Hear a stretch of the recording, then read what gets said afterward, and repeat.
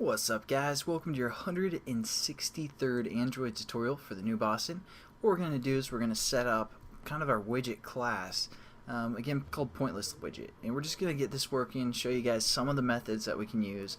And to create a widget, we need to extends the app widget provider, because again this is a provider that we're working with.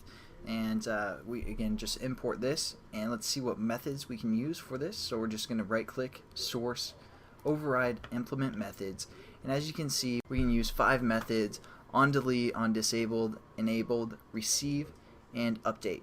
We're going to click update because that's going to be the most important one. Again, within our XML file we called this update to happen roughly every 30 minutes, and again that's just a rough estimate. It's not exact, so keep that in mind if your activity isn't, or your widget isn't updating exactly at 30 minutes. Just kind of rough time frame that we're going to work with, and it's going to call this update method. We're also going to do the delete method. And again, if you guys remember, and I'm just going to move this up above the delete method, and as you guys remember, when I drag that widget into the trash can, what it does is it calls this on delete method. So what I did is I created a toast to make sure that this method was being called, and at least that's what I did when I first started working with widgets.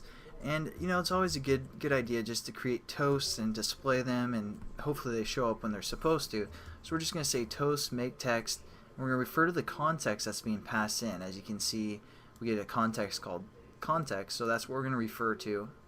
And then all we're going to do is display a text like "see ya, sucker," and something like that. And also set the duration, so just toast dot set short, and then all we have to do is dot show, not shot, show, and there we go. We'll show this toast when we delete our widget. Just kind of an introduction for creating a widget and this on delete method. Hopefully you guys kind of understand that. And then what we want this widget to do within the update method is change that bottom text view to a random number. And we've worked with like random before when we were doing random colors for our text play activity. But again, just to review, it's pretty simple. We're just going to create a random object called R. We're going to set this equal to new random. And then all we're going to do is say int random int, set this equal to r dot next, and we want to define how many numbers it can choose from. So we're just going to say something like that, so it has a lot of numbers to choose from.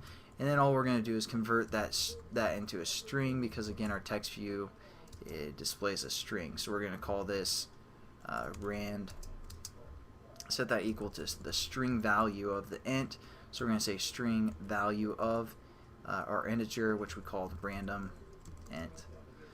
So there we go. Every time this we call this update method, we're going to get a random string, which is going to be basically a random integer, and convert it into a string. And we're going to display that.